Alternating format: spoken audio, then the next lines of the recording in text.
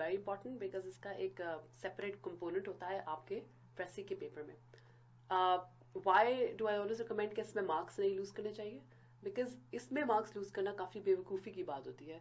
These are very very easy sentences जिसमें से आपने 5 अटेम्प्ट करने होते हैं, 5 नंबरों का होता है. It's very easy. आपने सिर्फ करेक्ट प्रपोजिशन लगानी होती है and for that you can't just 5 नंबरों का होता है. It's very easy. आपने सिर्फ करेक्ट प्रपोजिशन लगानी होती है and for that you can't just ignore it. You can't just feel like कि भाई ये तो आता है, ये तो हम बचपन से पढ़ रहे हैं तो लिहाजा हम गलती नहीं करेंगे, इस पोर्शन को छोड़ देते हैं, प्रेसी पे लेट्स मूव ऑन, या we should focus more on the precis. The reason कि मैंने एक एक चीज की स्लाइड इसलिए बनाई हुई है बिकॉज हो सकता है आपने बचपन में पढ़ा हो लेकिन बचपन में आपने रूल्स के साथ नहीं पढ़ा हुआ.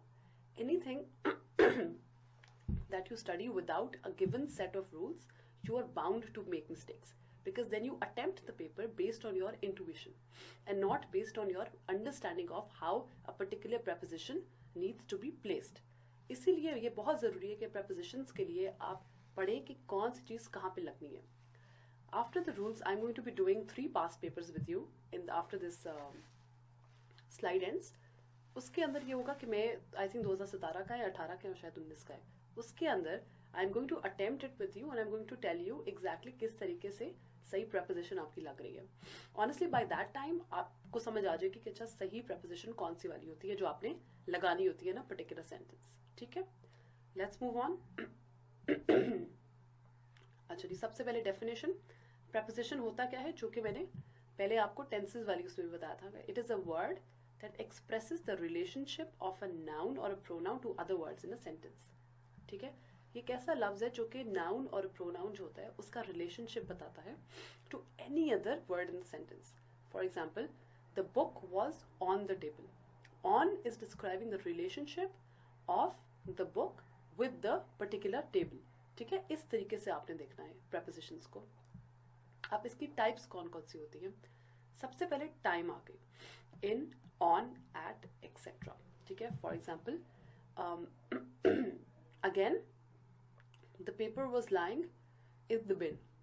ठीक है, अब in would be a preposition. ठीक है, अब इसको आप किस तरीके से और इस्तेमाल कर सकते हैं टाइम वाली को. अब वो टाइम बता रहा है.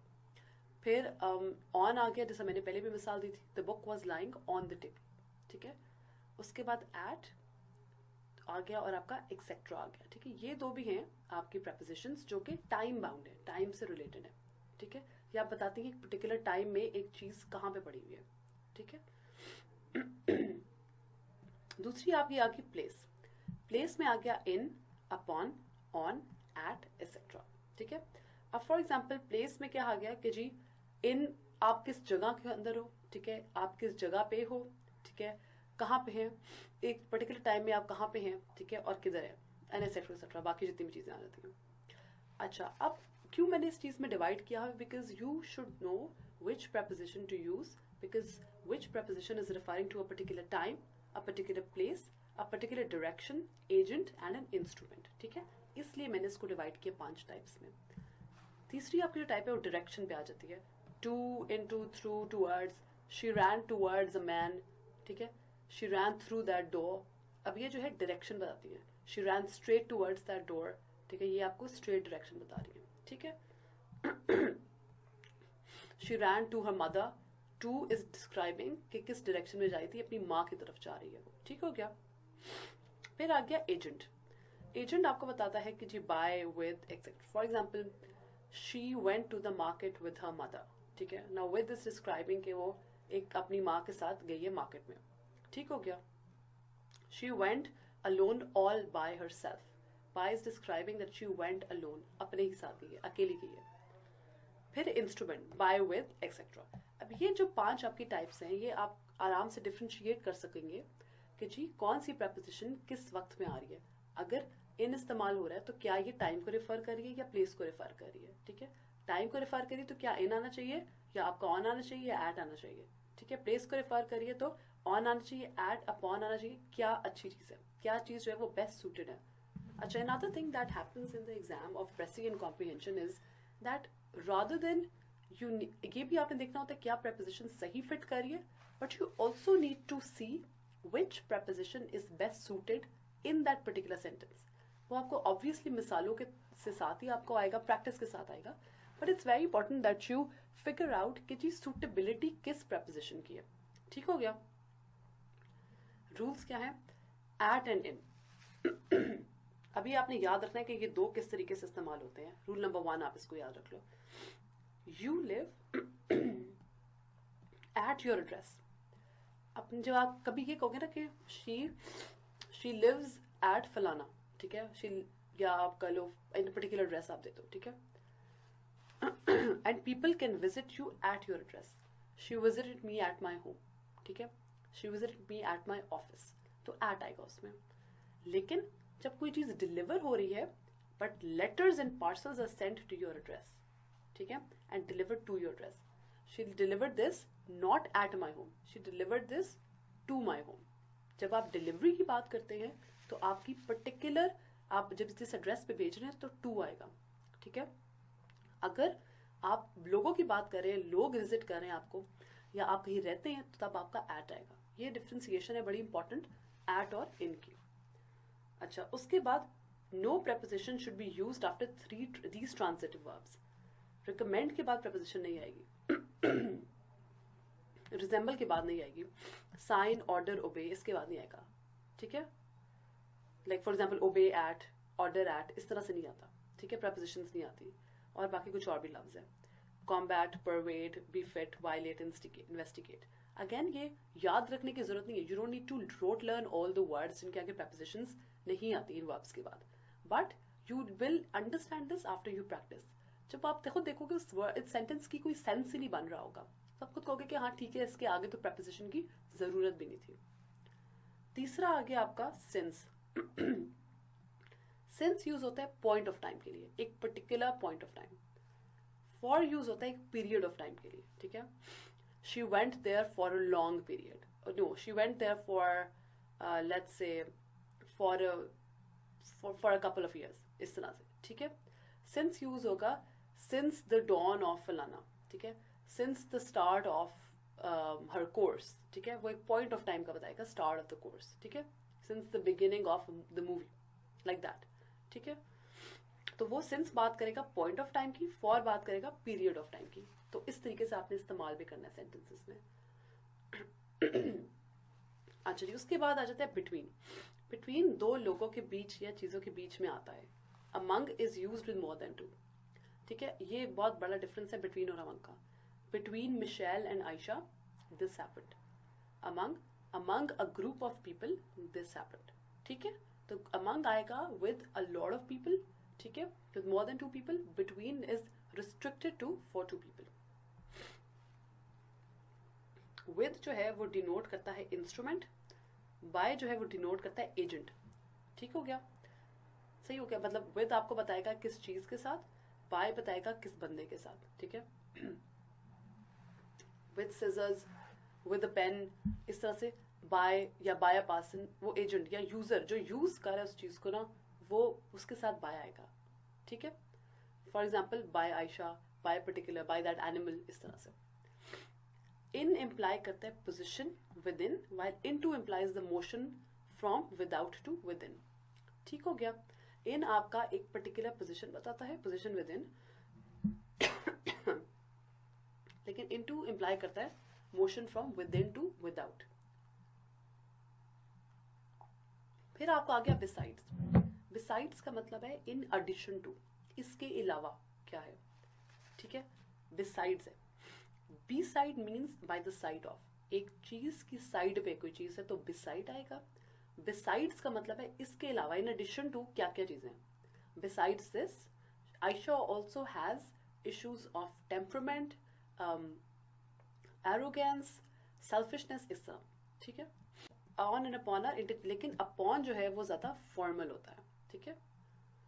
While talking about places, both at and in can be used. Also look at your slides while I'm like teaching you, ताकि आपको साथ साथ आप अंडरलाइन भी कर सको. While जब आप places की बात करते हो तो दोनों at और in इस्तेमाल हो सकते हैं. At is used for smaller places, in is used for larger places. She was at her home.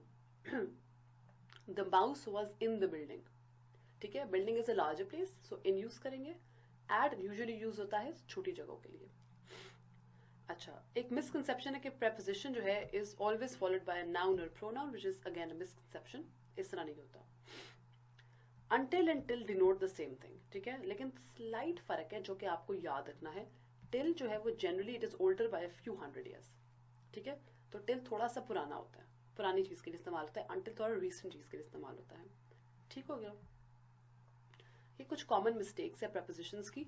Again you can also find stuff from the internet, आप इंटरनेट से प्रैक्टिस कर सकते हैं, एग्जाम्पल्स देख सकते हैं to make your understanding clear. लेकिन ये जो है ये मैंने निकाली है कुछ जो मोस्ट कॉमन मिस्टेक्स होती हैं। ये 2017 का एग्जाम है, इसको एक बार देख ले। आई कैन नॉट, अभी आपको बहुत आसान लगेगा क्योंकि आपने रूल्स पढ़े हुए, ठीक है। I can not buy this car for this price. For is the correct preposition, not in. I can not buy this car in this price, in नहीं आएगा, फॉर आएगा। एट नहीं आएगा, ऑन तो बिल्कुल भी नहीं आएगा। सेंड दीज बुक्स, क्योंकि एड्रेस है तो, और डिलीवरी हो रही है तो टू आएगा। बंदा जा रहा होता तो एट, ठीक है। मंकीज लिव ऑन ट्रीज, ठीक है, अब इन ट्रीज नहीं होगा, on trees. I said it to his face, to होगा यहाँ पे, ठीक है, एट हिज फेस नहीं होता, ऑन हिज फेस नहीं होता। ठीक हो गया। The manager acknowledged, this is hardly like a preposition. The manager acknowledged the receipt of my letter promptly, ठीक है, acknowledged आएगा। जब मैनेजर एक्नॉलेज करता है तो वो बहुत फॉर्मल होता है, तो एक्नॉलेज आप इस्तेमाल करते हो। Most foreign students don't like American coffee and neither do I. This is, you should just remember, इसको रट लें कि ये होता है, करेक्ट फॉर्म ये होती है neither do I. We ought to take care of our parents when they old, ठीक है। Yusuf was digging in the garden the whole of yesterday, ठीक है, क्योंकि पूरा the whole of yesterday की बात हो रही है तो was digging। अच्छा जी, this is the end of our lecture over here। ये 2017 का एग्जाम था। Let me know if you still think the 2017 का exam was hard for you even after going through the slides and the rules, ठीक है। Thank you so much। And we also attempted a paper, an exam paper, which was very necessary because we tend to make the same common mistakes in prepositions in all of our exams। तो मतलब बहुत common चीज़ है, हम लोग करते हैं, हमें लगता है कि जी बचपन से पढ़ा हुआ तो आता तो है, इन और एट तो आता ही है मुझे, लेकिन नहीं आता हमें। We keep making the same mistakes. और अगर आपकी प्रेसी नहीं सही हुई, कॉम्प्रिहेंशन नहीं सही हुआ, तो ये पोर्शंस है 5-5 नंबरों के जो आपके मार्क्स को ऊपर करते हैं। Even if you have done an excellent precis, you need to get good marks. CSS is all about getting the right marks, ठीक है, for a good allocation। Then that's why you need to focus on every component on the Prezi paper, in the Prezi paper। ठीक हो गया। यहाँ पे देख लें 2018 का ये एग्जाम है। मैंने रिसेंट वाले इसलिए लिए हैं ताकि आपको वो एग्जाइटी ना हो कि जी पुराने वाले तो डिफरेंट आते हैं। somehow apparently this makes a lot of sense to the candidates कि जी आप रिसेंट वाले कराएं, पुराने वाले तो जी आते ही हैं, वो तो सिलेबस चेंज हो गया, ये हो गया, अब इससे फर्क नहीं पड़ता। A rule is a rule, prepositions are prepositions, they're not going to change, ठीक है। लेकिन ये है कि चलिए 2018 का आप पेपर देख लेते हैं। Dash afford he has a fired car, I hope that's how you pronounce it. अच्छा जी, इन अफोर्ड नहीं, वो कह रहे हैं कि इसके अलावा उसकी एक और गाड़ी है, ठीक है। अब हमने यहाँ पे पढ़ा था, देख लेते हैं, बिसाइड्स का, besides means in addition to, ठीक है, तो in addition to afford he has a fired car, तो बिसाइड्स आएगा, besides afford. I saw him felling a big tree with a hatchet, ठीक है, एक चीज के साथ उसने किया काम। I must start at dawn to reach the station in time, ठीक है, I must start at dawn. ठीक हो गया कि डॉन से शुरू करूंगा तो ये काम होगा। ठीक हो गया। फिर I have known him since a long time, since is used for the period of time, इसलिए सिंस अ लॉन्ग टाइम के रूल्स में है आपके। Will you walk into my parlour, अब इनटू किस तरह से इस्तेमाल हुआ था हमारे से,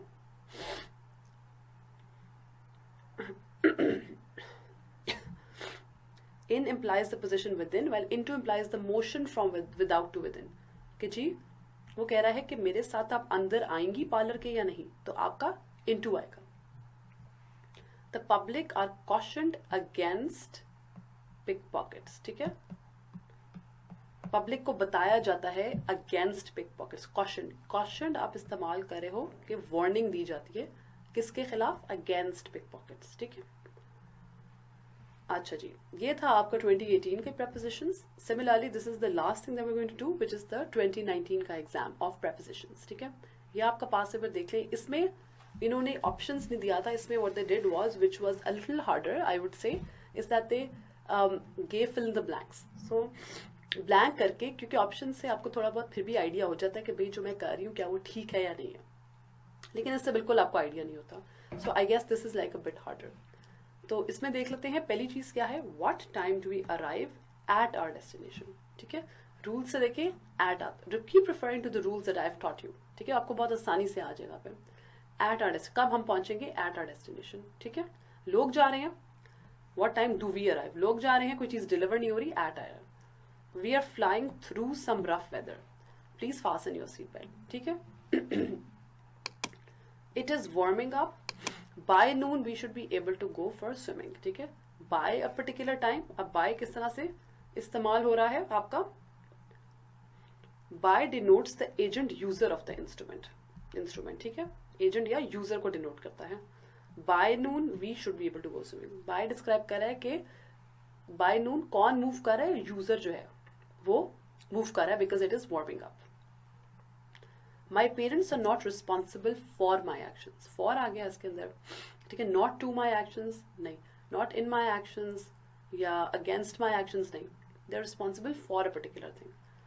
the pan is for cooking omelettes, ठीक है, एक चीज के लिए इस्तेमाल होता है फॉर, ठीक है। अपॉन पुअर अटेंडेंस, ठीक है, upon poor attendance this course is being cancelled, very formal, upon, ठीक है, poor attendance this course is being cancelled. Upon आप देख लें किस तरह से इस्तेमाल हो रहा है, अपॉन आपका बहुत ज्यादा फॉर्मल होता है, more formal than on. The police took the men for questioning, उनको लेके गई किस चीज के लिए, फॉर क्वेश्चनिंग, ठीक है। The woman you gave the book to is my aunt, जिस औरत को आपने मेरी किताब दी है वो मेरी आंट है, बुक आपने दी है टू, ठीक है, वो आंट है। अब आप एक एक करके जब एक एक sentence, this is the end of the exam, when you will look at every sentence and every preposition that will come into your mind, you'll automatically what you'll do is you'll apply rule by rule। आपने देखना है कि कौन सी चीज कहाँ पे इस्तेमाल होती है, जहाँ पे अपॉन है कि यहाँ पे ऑन आ सकता है, अगर फॉर्मल है चीज तो फिर अपॉन ही आना चाहिए, इस तरह करके आप देख रहे हैं। विद आ रहा है वो चीजों के लिए इस्तेमाल हो रहा है, बाय जो है वो एक एजेंट के लिए इस्तेमाल हो रहा है, ये आपने बार बार रूल्स के साथ रेफर करके ये चीज करनी है। So don't worry at all, this is a very easy component, but होता यह कि हम छोटी छोटी सिली मिस्टेक्स कर देते हैं। ये सिर्फ और सिर्फ प्रैक्टिस से आता है। Keep practising the past papers, you have the past papers with you, you have the answer key with you as well. Google पे आप देखें, इंटरनेट पे सर्च करें, आपको बड़ी आसानी से मिल जाएगा। So good luck and this is the end of prepositions।